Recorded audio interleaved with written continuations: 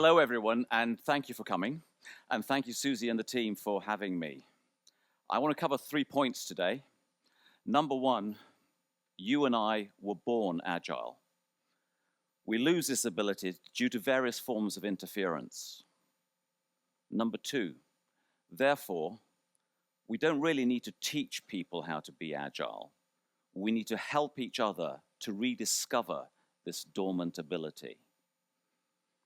And number three, returning to natural agility will help reduce risk and increase good governance in our projects and our businesses. Now, are you ready for some audience participation? Okay, great. Well, let's get started. Please raise your hand if you've ever had a brilliant idea at work. That should be everybody. Fantastic. And keep it up, keep it up. Now, keep that idea up, please, if one of your ideas actually got implemented. All right. Now, keep it up if it got implemented without going through a committee. Ooh. Without being watered down and without being delayed in an approval chain. Ooh, those hands are going down. But this sounds familiar, doesn't it? The fact is, we're all survivors of the same crime. It's a crime identified by Sir Ken Robinson in 2006 in what has become the most watched TED Talk of all time. In it, he explains how we kill creative thinking. And creativity is fundamental to agility. All of your brilliant ideas, every single one of them, proves that we are geniuses. They prove that we are naturally agile. But we have been systematically smothering the most powerful problem-solving machine ever created, this one up here, your brains. Humans, when working together, have an infinite capacity for problem-solving and innovation. But we've built a box of interference around that that limits our agility. So what is Agile? Agile is figuring out the most effective way of delivering an outcome within valid constraints. It's not frameworks or methodologies, though those are very valuable. Agile is simply about finding the optimal way to achieve what matters. Being agile has to do with how we think. Information comes into our brains and we interact with it through observation and curiosity. If we find it interesting, that will lead on to experimentation and collaboration. And that will hopefully lead to discovery, learning, and problem solving. Now, if ideas and images and sparks are allowed to flow backwards and forwards, we will experience adaptability. And if these are allowed to flow without interference, what will pop out will be solutions, innovations, and the delivery of value. This flow in our brains is the very engine of human progress. But we've built a wall of interference. The first box of interference, the first wall, is cognitive interference. This first appears when we're told to stop asking why all the time when we're children. This wall then gets thicker. We are given, when we are at work, we're given tasks without context. Information is hoarded in silos, and we experience unnecessary complexity. All of this interferes with our curiosity. The second wall is emotional interference. This first appears when we're told to be careful, that you don't want to get hurt. And it thickens at work when we have fear of mistakes and psychological insecurity. Our brains switch into survival mode. And this wall inhibits our experimentation. The third wall is structural interference. This first appears at school. Up to a point, we're discovering things together. We're working together all the time. But then, one day, we're placed into neat rows in individual chairs and told not to talk to each other, told not to collaborate. At work, this wall thickens due to approval chains, departmental silos, and performance reviews that focus on individual achievements. All of this inhibits our collaboration. The fourth wall is leadership interference. Command and control approaches suppress our thinking. When we as leaders solve every problem, we become the problem. And we train everyone else to switch off their brains and wait for instructions. With these four walls,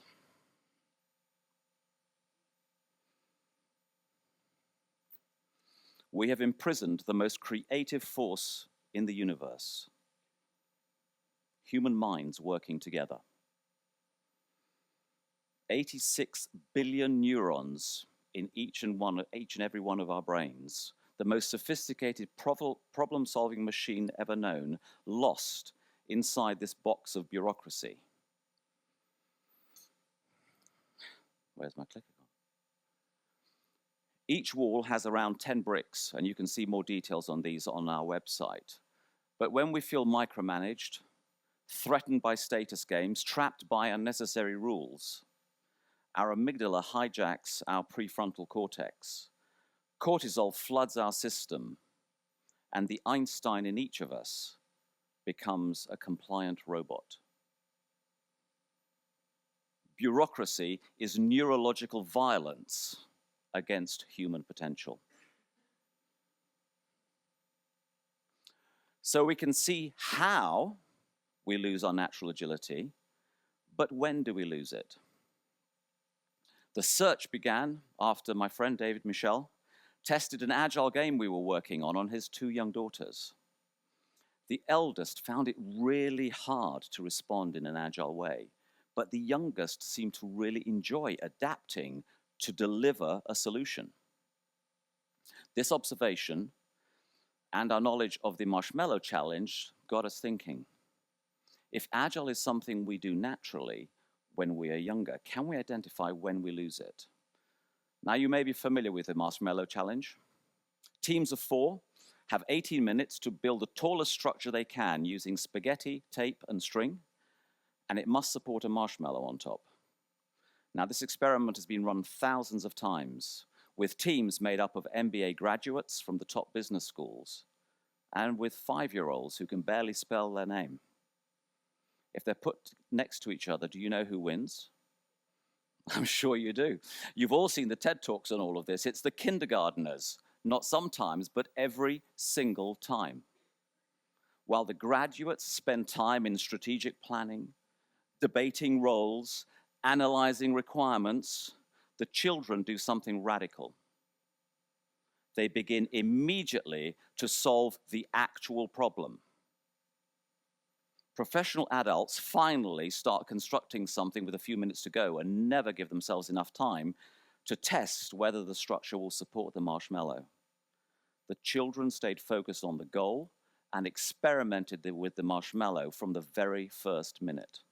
And they continued to experiment until they found out what worked. In further trying to pinpoint exactly when natural agility is lost, I came across some research conducted by Dr. George Land. In the 1960s, NASA asked Dr. Land to create a test to identify creative genius amongst the engineers and scientists. And following on from this, he became curious. Was genius innate or learned? And if innate, when did it disappear? So to find out, he decided to use the exact same test. And first, he gave the test to 1,600 5-year-olds. 98% scored at the genius level. 5 years later, the same children were tested. Now aged 10, only 30%. And at age 15, down to 12%. He tested over 1 million adults. Do you know what percentage record the genius level? 2%. Well, close enough. Close enough, 2%, just 2%. What is the cost of this? Right now, humanity is innovating and problem solving faster than ever in our history, and yet only 2% of us are operating at a genius level. I wonder if we could unlock some more. What if we went from 2% to 4%? Climate change, poverty, disease, clean energy, clean oceans. We could solve problems in months instead of decades. Wouldn't that be fun if we could make that happen? Should we give it a try? Okay. So what we're going to do is we're going to run a little experiment, and it's going to involve all of you. First, we're going to prove that the 5-year-old genius is still alive in each and every single one of us. Okay? Here's a scenario. Listen carefully to the scenario. Your best friend just called you in a panic. They're getting married tomorrow. They have a speech. The speech is brilliant, but they are terrified of public speaking. They're so scared, in fact, they're hoping their fiancé won't show up. This is round one. We're going to give you 30 seconds to figure out how you'd help them. By yourself, no talking, no looking around, on your own, your brain, and a panicked friend. Are you ready? Go.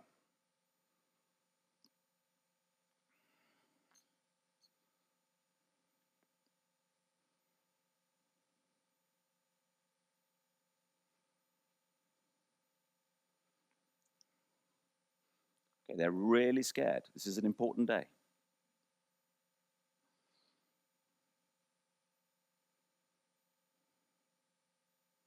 5 seconds. And time. Okay, how many came up with something, anything? Fantastic. How many of you are going to use something along the lines of just breathe? How many came up with be yourself, you'll be great? How many of you came up with the imagine everybody in the room naked? There we go. How many of you are confident that you could actually help your friend? That's good, but I would expect that in an Agile audience. Right, this is now round 2. We're going to do this again, but this time we have 60 seconds, and I want you to work with the person that's sitting next to you. So turn to the person next to you. It's the same problem, but this time you're going to solve it together. And I want you to use the rules that kindergartners use. Number 1, build on each other's ideas. Number 2, be curious, not judgmental. Number 3, play with the possibilities, get weird. And number 4, speed over perfection. Okay, have you found the person you're going to work with? You've got 60 seconds to save your friend. Go.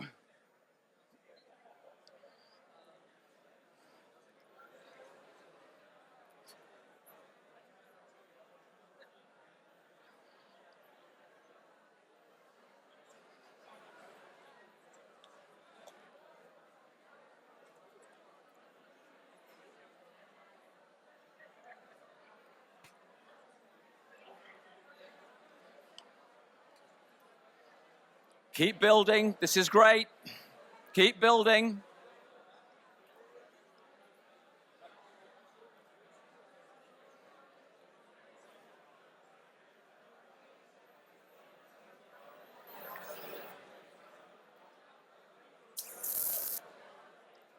Ten seconds.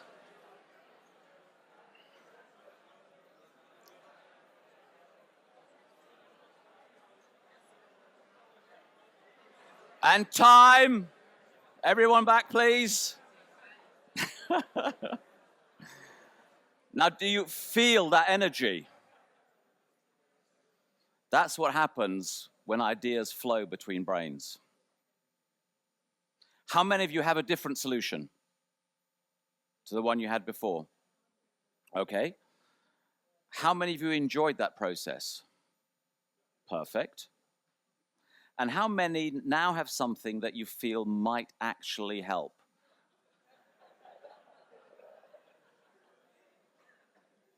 Now, here's the big one. How many of you just developed an idea that honestly you never would have thought of alone.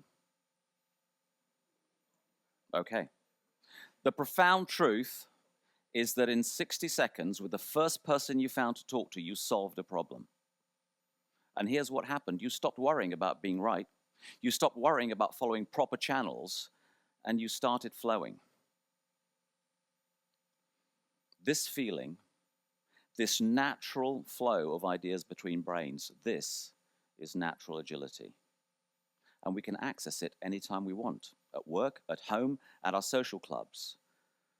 Agile is a way of working where we figure out the most effective way of delivering an outcome within valid constraints. And it's ironic that we're always told to think outside the box. Well, I think we should demolish the box altogether. In here are a few ideas on how to dismantle the box of bureaucracy and return the flow of genius. It's basically agile elements. Each element can remove multiple bricks in the walls that we showed you just earlier. Let me suggest how you can use these to knock them down. We've already used one element. When you were saving the wedding speech, you used element number 9, work in pairs. There are 21 elements. To remove cognitive interference, to stop the lack of information, to deal with complexity and restore curiosity, I suggest we use element number 16, clarity and context. This is where we don't just tell people what we want from them, we explain to them why. When people understand why and are encouraged to figure out the how, they become problem solvers and innovators. To remove emotional interference, to conquer fear, to restore experimentation, we could use element number 17, pilots and experiments. When we hear people saying, well, this won't work, or I'm afraid to try, we'll just say, well, let's just test it. And what happens is that fear of mistakes and fear of failures are transformed into positive anticipation. To remove structural interference, to break down silos and restore collaboration, we could use element number 19, end-to-end ownership. This is where everyone is motivated to see a successful outcome. And everybody on the team does everything they can to achieve it.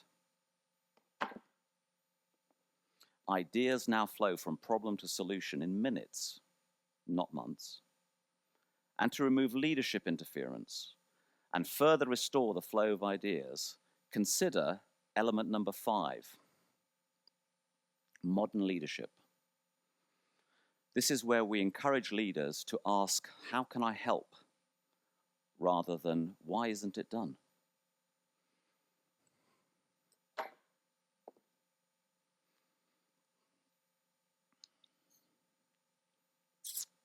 When we stop managing human potential and start unleashing it, we go from being trapped back to being Einstein. That is being agile. Now, some of you may be thinking, this all sounds a bit risky. Without controls and processes of bureaucracy, won't we miss things? Won't we lose things? Won't I mess things up? Done right, Agile reduces risk and strengthens good governance. How is this possible? Because with Agile, we learn to fully trust and fully use these incredible brains of ours. Before getting into a car to drive somewhere, do we require a risk framework? Do we need approval gates for lane changes? Do we follow escalation procedures every time we come up to yellow lights?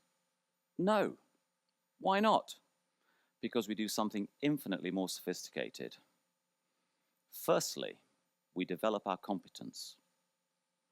Secondly, we pay attention.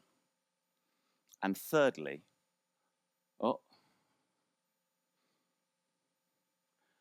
that's what's supposed to come up on there just now. And thirdly, we adapt in real time. Traditional risk management doesn't know this, but you do. When we work in an agile way with agile elements, everyone on your team becomes a risk sensor. One of the best project managers I know, Kevin Thomas, does not spend a lot of time on risk registers. His team deal with issues as and when they arise. Everyone's brain, when not interfered with, processes thousands of variables every second. When work is visible, when teams own the outcomes, problems are spotted immediately, when they're still small, when they're cheap and easy to fix. To close, I'd like to tell you the story of 4-year-old Ian Barclay. One day in 1969, he and his mum were going into the town of Romsey in England, and they were going shopping. The buses were not running, so Ian and his mum had to walk. Along the route, they found out why the buses weren't running. A double-decker bus had basically got stuck under a railway bridge and stopped all the traffic. After shopping, they still couldn't get a bus home. Walking back under the bridge, the bus was still there, and a conductor was sitting there trying to figure out what to do. And as young Ian walked past the bus, he noticed that the tires were bigger than he was. And it sparked an idea. So he started shouting out to the conductor, "Take the air out of the tires!" His mother was really embarrassed, so she told him to be quiet. But he knew, 4-year-old Ian knew he had to get his idea across to get the city moving again. So he continued to shout out his solution, and his mum just hurried him along. He never got to see his idea implemented. 30 years later, Ian was driving back to Romsey to visit his mother and was listening to a local radio station.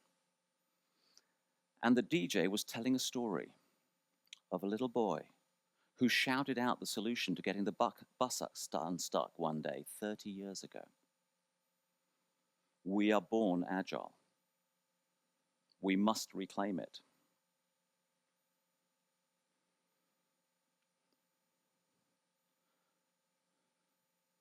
Is that going backwards? There we go. Sorry about this. Tech, wonderful stuff. I'm so old, you see. I'm one of the first Gen Xers. 1966 was when I was born, so I don't know about tech. Anyway, we've covered 3 points today. We have spent over 20 years telling each other to be more agile, but you, like Ian Barclay, like those kindergarten kids with the marshmallow, like all those 5-year-old NASA geniuses, you, like them, were born to figure out the most effective way to deliver an outcome. Therefore, we don't need to teach people how to be agile. We need to help them rediscover their inner agility. Each agile element helps remove interference to the flow of ideas. And there's a mapping of the elements to the bricks in the wall, for you Pink Floyd fans, on our website. Number 3, we will reduce risk and increase control when we return to being naturally agile. The greatest untapped resource in your organizations is not blockchain, it's not AI. Your greatest untapped resource is the dormant agility, the dormant genius agility inside the people already in your teams, the people already on your payroll. So when you next rock up to work, regardless of your role, just pick one element and use it to start removing the interferences to the flow of ideas. Use it to help yourself and others to remember we were born agile. Thank you.